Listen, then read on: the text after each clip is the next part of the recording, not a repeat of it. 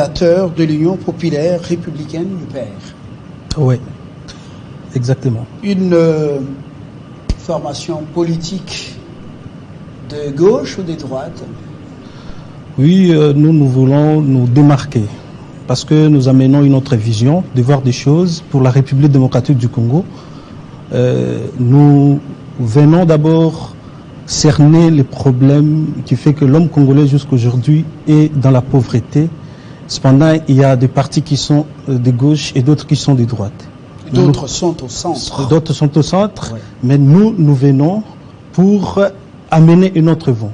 Le vent que nous amenons, c'est de soutenir la vision du président de la République, son Excellence, Monsieur le Président. Et là, vous avez des couleurs qui sont manifestes, identifiables. Vous êtes proche de ce qu'on appelle le navire Union Sacrée. Bon, dire que nous sommes proches du navire qu'on appelle Union Sacrée, c'est pas correct parce que nous ne sommes pas prêts de négocier. Peut-être dans l'avenir, on verra ce qu'il faut faire. Mais pour ce moment, nous voulons saisir l'opportunité qu'a la République démocratique du Congo pour son développement avec le nouveau président de la République, au lieu de se mettre à critiquer ou à passer les temps à faire des débats sans proposer des solutions. En tant que jeunes, nous voulons dépasser toutes ces limites, donc mettre ensemble les énergies pour apporter un plus à la vision du chef de l'État. Parce que depuis qu'il est là, nous avons constaté que l'élément tant décrié dans le passé, l'élément que tous les Congolais cherchaient à avoir, c'était la volonté politique. Et c'est cette volonté qu'il a. On doit saisir maintenant cette opportunité pour mettre notre pays sur les rails du développement. Alors, vous appuyez un homme ou vous appuyez ces idées en faveur de la République? Nous n'appuyons pas un homme. Nous appuyons les idées qu'a un homme. Et c'est les idées que le président de la République, Félix Antoine Tshisekedi Tshilombo, a, qui nous ont convaincus. Et nous sommes là pour apporter notre pierre à l'édifice. En tant que parti politique qui veut aussi participer à la construction d'un nouveau Congo, un Congo fort et dynamique. Il existe où il y a ce qu'on appelle critique constructive. La critique en soi n'est pas mauvaise. Même nous, le sens critique fait justement la beauté de notre métier et son véritable sens. Cela ne signifie pas qu'on est forcément contre ni le président, ni la République, ni ses idées. L'opposition est là pour justement faire des observations et apporter, critiquer de manière constructive, c'est pas un péché. Je clôt cette petite parenthèse. À ce stade, concrètement, quel distinguo entre le peuple d'abord et l'espoir du peuple que vous prenez?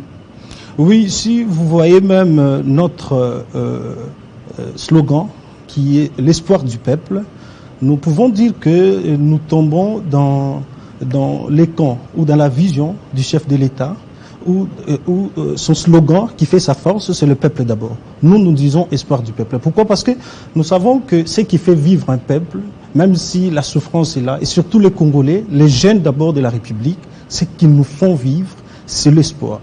Et c'est à cause de cet espoir-là que nous voulons apporter un plus dans la vision du chef de l'État.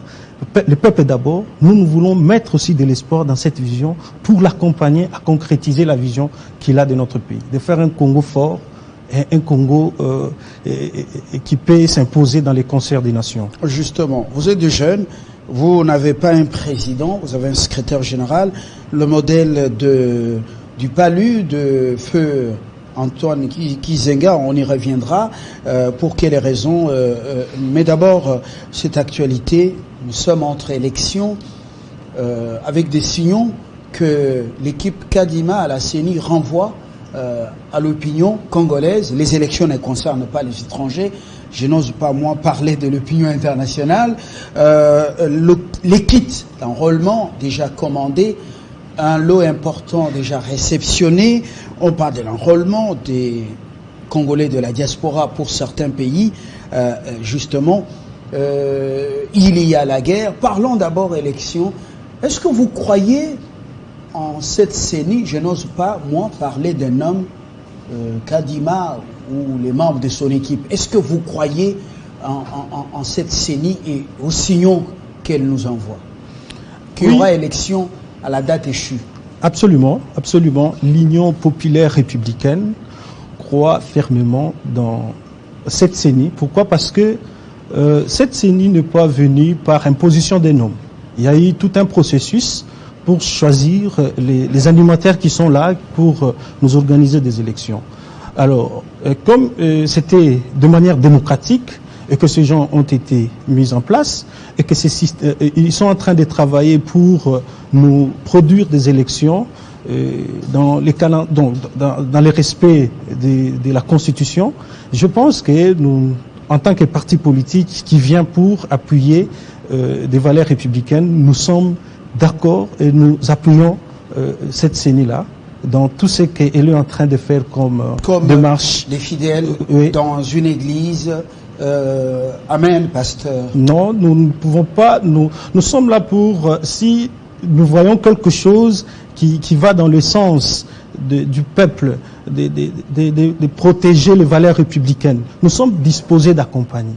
Mais si nous pensons que dans tout ce qu'ils sont en train de faire, c'est pour fragiliser notre État ou c'est pour amener notre État dans des situations où on ne saura pas évoluer, dans ces moments-là, on peut dire non, voilà ce que nous proposons. Mais beaucoup, un certain nombre des Congolais et d'acteurs politiques ne croient pas en la tenue des élections à la date échue. Beaucoup parlent des grands défis. La cohésion nationale. Il faut remettre en confiance toutes les forces en présence, les forces politiques, les forces sociales. Les cadres de concertation peinent à se mettre en place après le dernier cycle électoral. Quelle est votre lecture personnelle? Quel est votre constat personnel? Oui, l'Union populaire républicaine, par rapport à la question des élections, nous pensons que, aussi longtemps que le président de la République et le gouvernement est déterminé à organiser les élections, nous pensons, jusque-là, c'est déjà une bonne position. Et nous demandons, pour d'autres partis politiques qui ne croient pas à la tenue des élections, nous pouvons dire que peut-être ils sont réalistes, par rapport à d'autres faits que la République a connus depuis que le président de la République a commencé son mandat, tout ce qu'il a eu à braver comme difficulté, tout ça, ils sont peut-être réalistes, ils sont en train de soulever des choses, peut-être ils vont tourner autour d'un consensus pour dire, voilà, suite parce qu'il y a eu Ebola, parce que au début de votre mandat, il y a eu des choses qui ne t'ont pas permis. Pour éviter justement tout ça, des élections, l'organisation des élections porteuses des germes des conflits. Après la proclamation des résultats, chacun peut-être dans un coin, du moins pour ceux qui vont rechercher la vérité des urnes, se proclamer ou chercher des problèmes, envenimer la situation. Là, remettre en confiance le camp Katumbi, ensemble, le camp Fayoulou, même s'il vient de se séparer des Mouzito,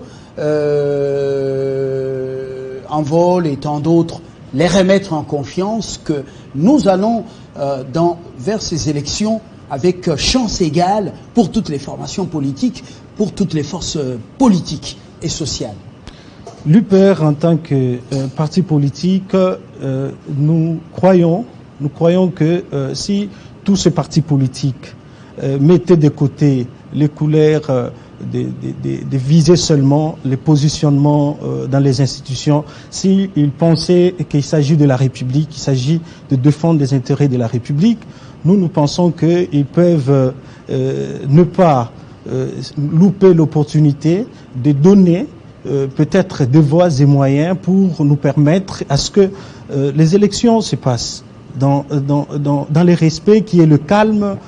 Au lieu d'être des fois, vous êtes dans les affaires, mais vous ne voulez pas peut-être partager ce qui se passe. Soit vous êtes du camp de l'opposition, au lieu de réfléchir pour produire à la République démocratique du Congo les élections. Également le remettre en confiance, parce que jusque maintenant, le FCC a toujours des soucis ou manifeste quelques soucis concernant l'équipe Kadima, même s'il semble mettre un peu d'eau dans son vin, mais le FCC a aussi besoin d'être rassuré par rapport à ce processus électoral. Oui, absolument. Les processus électoraux en soi, ils sont en train de mettre qui en cause? Parce que la CENI, là, le gouvernement fait quand même des efforts de doter à cette CENI de moyens pour organiser les élections. Il y a des personnes qui ont déjà prouvé devant la face du monde d'une technicité, des capacités pour produire des bonnes élections. Il faut qu'on dépasse certains niveaux. Il faut qu'on reste attaché à la République. Un institut électoral d'Afrique australe qui était juste une structure de l'organisation sous-régionale en cette matière ne signifie pas organiser des élections crédibles, libres et transparentes. Absolument. En fait, on parle de Denis Kadima. On parle de Denis Kadima. Bon, sans toutefois me situer à un de ses porte-parole ou à un agent de la CENI en tant que citoyen congolais, parce que c'est l'appellation que nous avons prônée dans notre parti politique en tant que citoyen congolais. Nous pensons que Denis Kadima, dans tout ce qui s'était passé, on l'attaquait pour autre chose. Pas sur la qualité ou la compétence d'organiser les élections. Il y avait un peu de débat qui tournait autour de l'individu, de l'ethnie, de débat un peu à dépasser. Mais quant au CV, nous avons appris tout au long de tout ce qui s'est passé que c'était un homme qui avait un parcours éloquent et ce parcours avait même poussé tous ceux qui avaient pris part à ces assises-là de donner les crédits. Et vous vous souviendrez que on n'a pas attaqué l'homme d'après ses compétences. Et d'après les informations qui nous sont revenues, même ceux qui étaient là, il n'y a pas quelqu'un qui représentait quand même ce niveau pour l'organisation des élections. Ils sont à cet aspect-là, je pense. À cet aspect-là, votre pays regorge des compétences sur ce plan-là. Denis Kadima, nous ne sommes pas contre lui, n'est pas le seul. N'est pas l'unique. Oui, Denis Kadima n'est pas l'unique, voilà. Mais il a été celui qui était démocratiquement choisi. Donc, on doit seulement donner l'énergie. Cadre de concertation, vous pensez que ça tourne à plein régime, il n'y a pas de souci. Les 400 millions de dollars déjà donc décaissés, ça fait très bien le travail, voilà. Au-delà des commandes et des kits. Oui, nous avons suivi le ministre des Finances. Récemment, il était avec le ministre de la Communication, les porte-parole du gouvernement. Il a affirmé, il a encore donné devant la face du monde qu'il est prêt de suivre normalement le financement des élections. Donc, à cet aspect-là, nous croyons, avec les travaux qu'ils font pour quand même donner à la République démocratique du Congo une nouvelle image, tant sur le plan national et sur le plan international. Vous aimez cet bien international cet aspect-là, parce que on ne peut pas parler du passé. La RDC était totalement effacée, mais aujourd'hui, les efforts fournis tant par le gouvernement, par le président de la République et le gouvernement qui l'accompagne, nous sommes en train de reprendre la marche et la considération d'un État digne de son nom. Et voilà. Sachez que lors du dernier cycle électoral, la RDC a organisé les élections sur fonds propres. Ne l'oubliez pas. Monsieur Kalambou, il y a parmi les défis, même si on nous rassure du côté enrôlement des électeurs, il y a les défis sécuritaires. L'Est du Congo, avec 2 provinces, ou pratiquement 3 provinces, avec Kouamout qui vient de s'ajouter les territoires, comment on dit, une sorte des chardes dans le ventre de l'apôtre Paul. Est-ce que ça rassure? Est-ce que on ne peut pas parler, par exemple, les reports, parce que le pays déjà est en guerre, en pleine guerre? Bon, d'abord, sur cet aspect-là, entre guerre et élection, ou report des élections, nous pouvons déjà rassurer que le président de la République lui-même son Excellence, Monsieur le Président Félix-Antoine Tshisekedi Tshilombo, réaffirme qu'il y aura élection. Sous cet aspect-là, on peut lui faire confiance. Élection sans autre partie du pays. Toutes les dispositions seront prises. Parce que lui, dans sa lutte, dans tout ce qu'il fait, jour et nuit, dans tout ce qu'il fait comme déplacement, c'est pour donner à la République démocratique du Congo la paix. Et surtout, dans toutes les régions menacées. C'est l'idéal, oui, et qui reste justement un idéal à atteindre. Mais présentement, le pays est en guerre contre le Rwanda sous une étiquette marchandise M23, marchandise politique et sécuritaire. Alors dites-nous concrètement comment on va aller aux élections avec une armée qui a besoin suffisamment d'argent. Les élections avalent des millions jusqu'aux milliards. Est-ce qu'il n'y a pas moins de postes posés?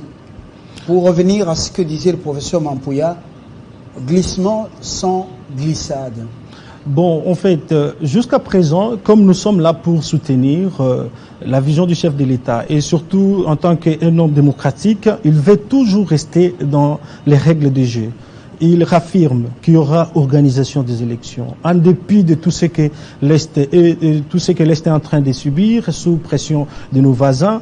Il est sous une voie diplomatique pour trouver des solutions durables à la République démocratique du Congo. Donc nous pensons que le président de la République est préoccupé d'abord pour les problèmes de la guerre et il est aussi préoccupé pour les problèmes des élections. Et en tant que responsable, en tant que quelqu'un qui a la volonté de donner à la République démocratique du Congo un autre élan, il sait qu'il est au milieu de beaucoup de difficultés, mais il ne cesse de penser qu'il y a élection et il est aussi déterminé pour organiser, bien entendu, défendre la partie de l'Est. Il est de cœur, même quand vous l'entendez, il dit si on partait aux élections, il y aura toujours des dispositions qui seront mises en place pour doter aussi à tous nos compatriotes. S'il arrive que Bunagana ne soit pas récupéré avant ce rendez-vous avec les urnes, c'est que on devra coûte que coûte aller aux élections sans les Congolais du territoire de Rutshuru et principalement ceux de Bunagana et d'autres coins de la République. Donc ça importe peu. Non, nous ne pouvons pas. Une partie du territoire occupée par une armée étrangère. Nous ne pouvons pas dire que ça importe peu, parce que d'abord les travaux que nos vaillants soldats sont en train de réaliser sur terrain nous rassurent que on est en train d'avancer dans les bons. En tant que parti politique, nous sommes en train de donner les encouragements à ces vaillants militaires de défendre notre territoire. Et nous ne pouvons pas dire qu'on parte aux élections sans nos compatriotes qui passent des moments difficiles, bien entendu, et avec une guerre que les impérialistes imposent à la République démocratique du Congo. Mais pour ce que nous pensons en rapport avec les élections, nous voulons qu'il y ait élection et nous voulons qu'il y ait aussi la paix. C'est-à-dire, si le président de la République, avec tout son entourage, les gens qui l'accompagnent dans son mandat, trouvait qu'on peut aller aux élections avec sans les trois, bien entendu, les trois provinces que vous venez de citer qui sont en difficulté, on peut accepter qu'on passe aux élections et il y aura dans les programmes un temps bien déterminé qu'on pourra aussi récupérer les trois provinces. Parce que c'est notre territoire, ce sont nos compatriotes. Ils méritent aussi voter les dirigeants. Ils méritent aussi participer à la démocratie et surtout en choisissant les gens qui peuvent les représenter. Voilà pourquoi nous disons que aussi longtemps que le président de la République est déterminé pour organiser les élections et aussi pour défendre, c'est ce que même il est en train de faire, le territoire, nous pensons que nous pouvons que lui donner de l'énergie ou nous pouvons l'accompagner à ce que tout se passe bien. Voilà. Nous sommes maintenant, nous revenons au stade de suivre les guides. Suivez les guides, vous vous souvenez? Suivez les guides. Suivez les guides sous Zaïre. Non, en fait. Des voix de plus en plus s'élèvent pour réclamer plus de moyens financiers dans le budget qui est sous examen au Parlement en faveur de l'armée, service de sécurité et de renseignement. pour accompagner les réformes qui ont été initiées, mais qui souffrent de manque de beaucoup de moyens et de diminuer de plus en plus le train de vie des institutions. Quel est le point de vue de votre parti, jeune parti? Oui, notre parti, Union populaire républicaine, par rapport à cette question, nous pensons que le point en rapport avec les trains de vie des institutions était tant décrié que les institutions sont budgétivores, ils consomment la part importante de notre budget. Et s'il y arrivait qu'on puisse revoir les trains de vie des institutions pour doter les moyens à nos vaillants combattants qui sont en train de défendre notre intégrité nationale, nous, en tant que parti politique, nous trouvons que c'est la meilleure des choses. Parce que nous ne pouvons pas avoir des institutions qui sont bien, qui récupèrent de l'argent tant que nous avons un problème. Donc, nous pensons que c'est mieux de mettre des énergies, c'est mieux de financer nos vaillants combats, nos vaillants soldats qui sont sur terrain pour défendre notre pays, pour défendre la République démocratique du Congo. C'est notre position en tant qu'un parti qui vient pour donner des solutions et à permettre à la République démocratique du Congo de se développer. Vous faites des propositions justement pour des solutions adéquates. La dernière préoccupation, du moins pour cet échange, la force est-africaine, la force régionale comme on dit. Ils sont venus, on a trop d'armées étrangères chez nous pour un résultat, pour un impact pas très palpable, très visible, alors que les forces armées de plus en plus deviennent redoutables. Vous êtes pour le retour dans leur pays ou pour leur maintien sur les territoires congolais avec tous les risques que cela engendrerait? En tout cas, d'après ce que vous venez de dire, vous avez dit que nos forces deviennent de plus en plus redoutables sur terrain. Donc, quand peut-être la République fonctionne toujours dans des coopérations, dans les échanges, ce sont des voies et moyens à trouver toujours une solution à un problème. Ce n'était pas exclu. Mais aussi longtemps que nos forces, comme vous venez de le dire, Monsieur Fabien, reprennent la force et sur terrain, ils sont en train de démontrer une force pour défendre la République démocratique du Congo. Vous voulez qu'ils rentrent ou qu'ils restent?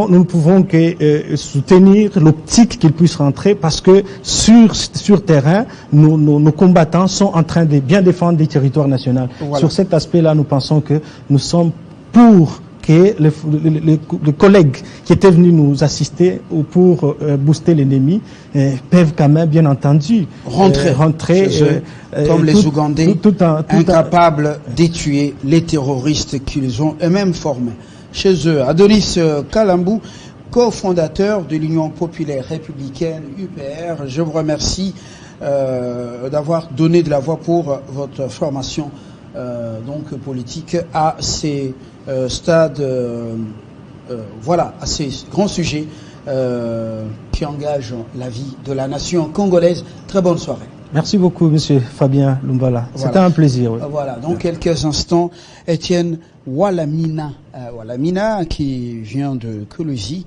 il va avec nous aborder quelques sujets, entre autres ce qui a réellement changé à Sandoa et d'autres sujets d'actualité dans cette partie du pays très en vie, très mise en évidence par ce temps qui court. C'est une des provinces qui vit.